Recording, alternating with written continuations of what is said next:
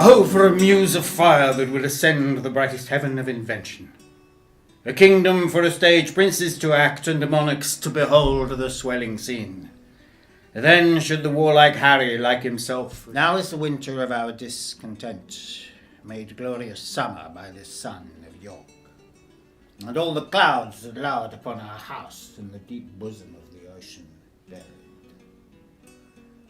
Now are our brows bound with victorious wreaths, our bruised arms hung up for monuments.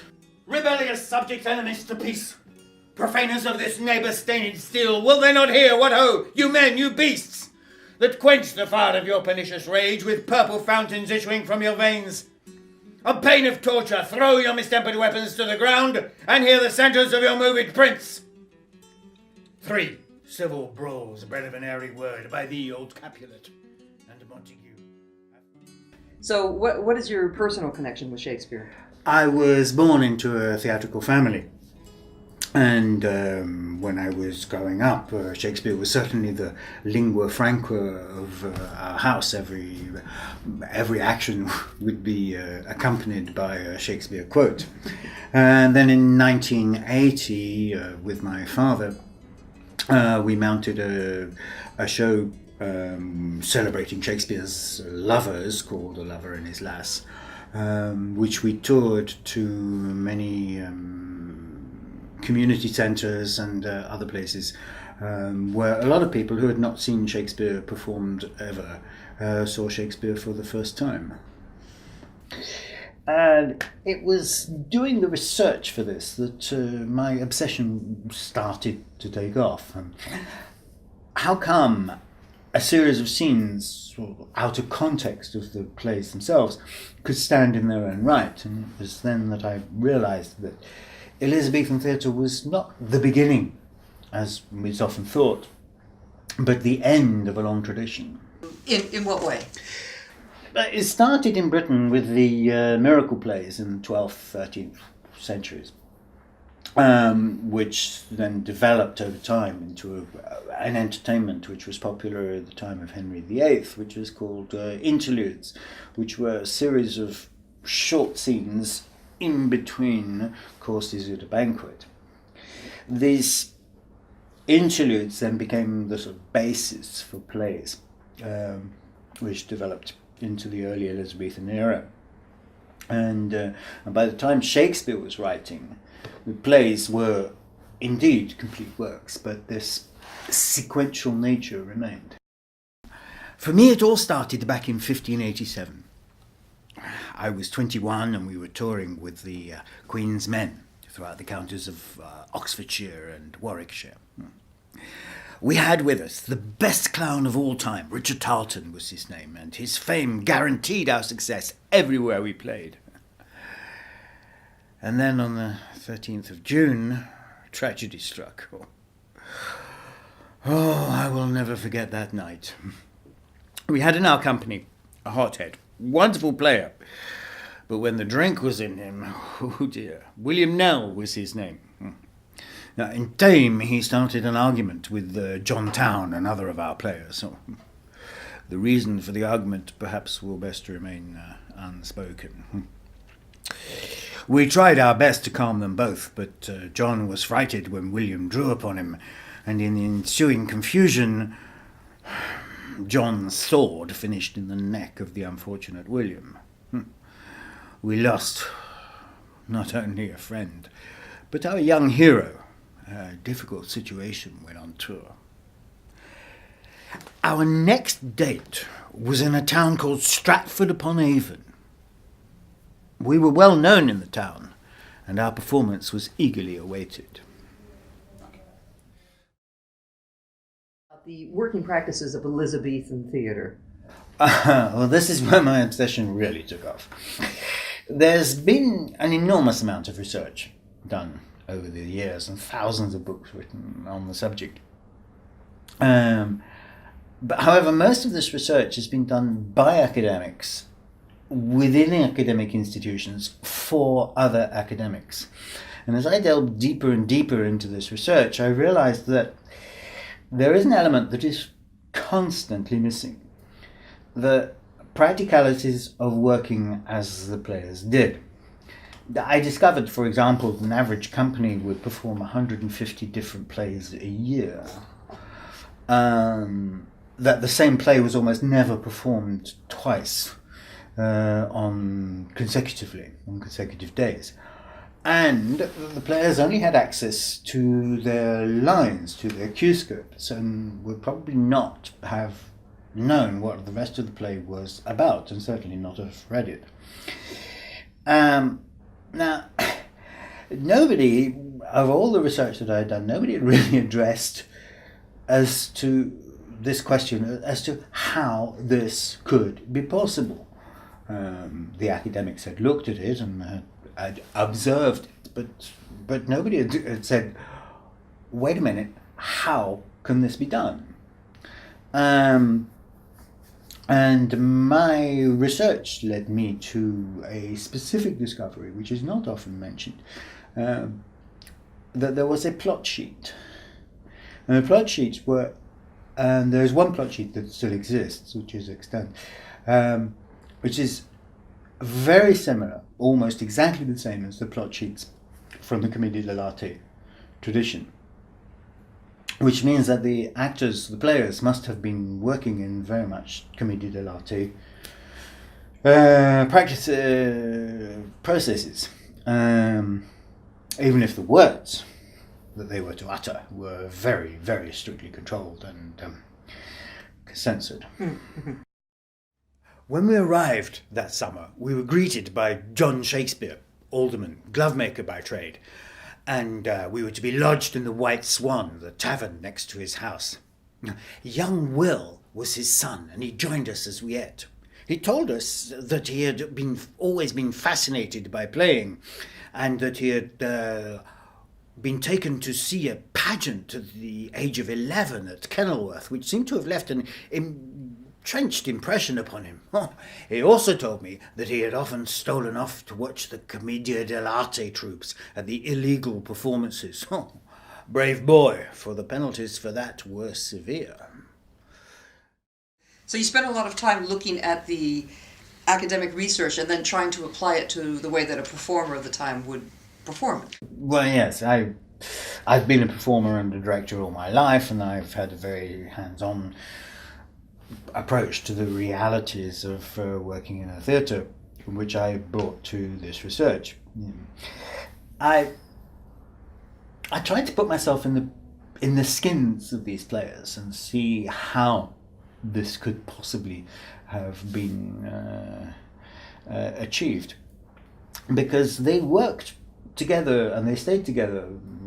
The principal company stayed together for over 50 years, and they continued to work in this way for over 50 years, and they were enormously successful. So they must have been getting something right. What exactly was the social position of players and the theatre in London at this time? Much the same as we would view the soap operas of TV today. The leading actors are very popular and they made a lot of money. The hired men made a living, if they were competent. But the plays as such were considered of no literary merit and decried as pretty much being populist entertainment, certainly by the literati of the day. There were two sorts of playwrights. There was the amateur and the professional. Amateurs were men of letters, usually aristocrats. Such as, for example, Edward de Vere, the Earl of Oxford, who was a man of letters and certainly was renowned for writing comedies. These amateur playwrights would consider their oeuvres to be works of art. Unfortunately, in the case of Edward de Vere, the Earl of Oxford, none of his works have survived, so we cannot judge. The professionals like Shakespeare, Johnson, Webster, Beaumont and Fletcher were considered hacks, and their output of no particular literary merit, whatever. Sir Thomas Bodley, the founder of the Bodleian Library, refused absolutely to have plays in his library, referring to them as baggage books. So I think the equivalent today would be the way we view the scripts for EastEnders or Sex and the City, populist entertainment. Yes, okay. So the royalty and the aristocrats were very partial to plays and playing, but the royalty and aristocrats have never really been judges of artistic merit. But these were works of extraordinary artistic merit. Well, we think so today, but they were certainly not considered so at the time. There is, in various books, a mention of around 5,000 plays having been written or performed during that period. Around 230 of those survive. Of that 230, 36 are Shakespeare, which is quite an extraordinary percentage. The quality of those 4,000 odd lost plays we can only imagine. Which is what makes Heminges' contribution so remarkable. Because it's fair to assume that he was among the very few who recognized just how extraordinary these were. Yeah, well, that brings me actually to my question about your relationship with John Heminges and why did you write this play?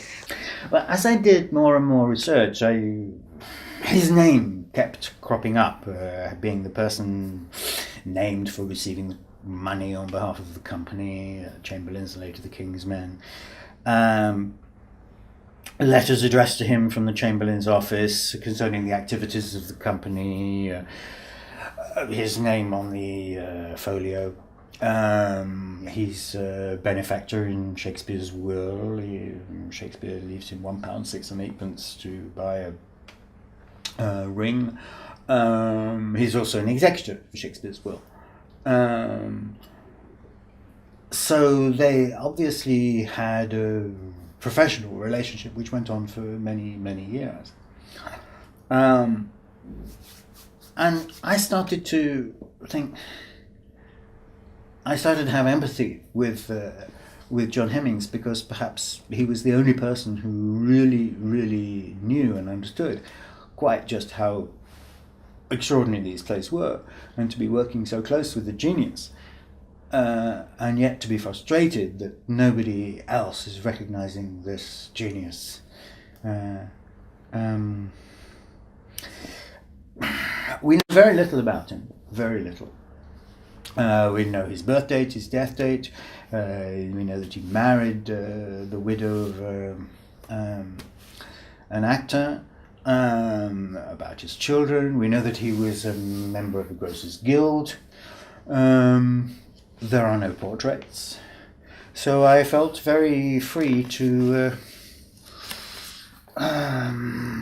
create him perhaps around myself, partly because I felt such an empathy with him and his position. When was the folio printed? 1623. For 7 years after Shakespeare's death. We know that they started printing in 1621, so we know that it took about 2 years to print, which is not really surprising given the size of the project. It's 1,000 pages. 18 of the plays appear in the folio for the first time.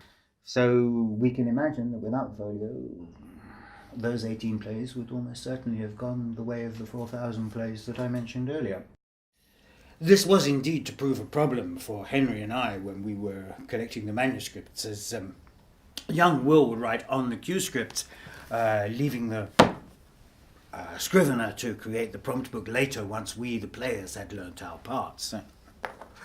Ralph Cray, now leading copywriter, was not averse to making his own changes, and I must confess to you, ghosts of the future, that much of what you shall come to discover in your time is imperfect, for many of the players' Q scripts were lost. So the folio is the only surviving record of, let's say, half of Shakespeare's plays. Yes, Absolutely. It must have been a tremendous task for Heminges and Condell. Printing was an incredibly laborious process. Every page obviously printed by hand. The pages are then bound into quires, which is 8 pages or 16 pages. The book itself is 1,000 pages long, so you can imagine how many quires that is. One can do the maths. And so these pages then bound into quires would have been printed, left around the workshop, while the workshop got on with other jobs which would have brought in money, because this is obviously not going to bring in any money until it's actually finished and sold, which is why it would take 2 years. So I just have to... That's why one of the reasons why I wrote the play, because I think that John Heminges... It is so unfair that John Heminges should be lost to all but to those involved in Shakespeare studies. Nobody's ever heard of him. And in fact, it was John Heminges who actually brought Shakespeare into the future. Yes, without John Heminges, there would be no Shakespeare.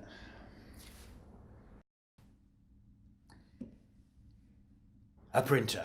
Who to ask? No printer seemed willing to accept so large and risky an undertaking, particularly as plays were not considered worthy of note. William Jaggard was known to us, as we had been in dispute with him several times over plays of ours that he had printed without our authorization. I went to talk to him and persuaded him that he was in our debt. He agreed, finally. His job was large, and he had a number of compositors. But it soon became apparent that he was not giving the project the priority that I would have preferred. Kept taking his best men off the project and assigning them to others. I was no longer playing, and so could pass by the shop regularly to check errors. But not regularly enough, it seems. One of the compositors was very meticulous, but the others... Friends, Romans, countrymen, lend me your ears. I come to bury Caesar, not to praise him. The evil that men do lives after them. The good is oft interred with their bones. So let it be with Caesar.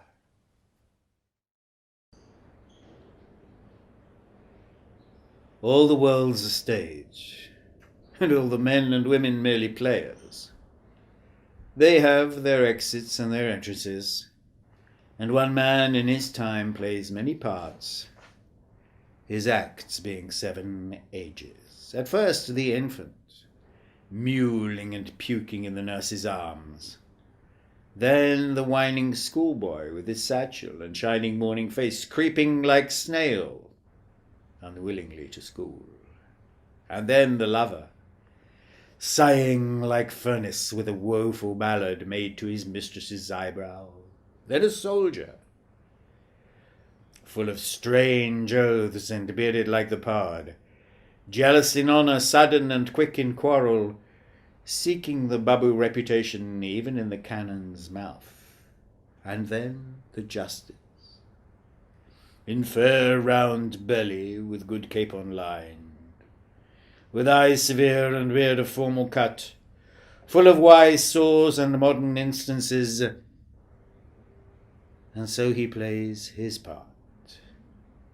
The 6th age shifts into the lean and slippered pantaloon, with spectacles on nose and pouch on side, his youthful hose well saved, a world too wide for his shrank, and his big, manly voice turns again toward childish treble, pipes and whistles in his sound. Last scene of all. that ends this strange, eventful history. His second childishness and mere oblivion. Sans teeth, sans eyes, sans taste, sans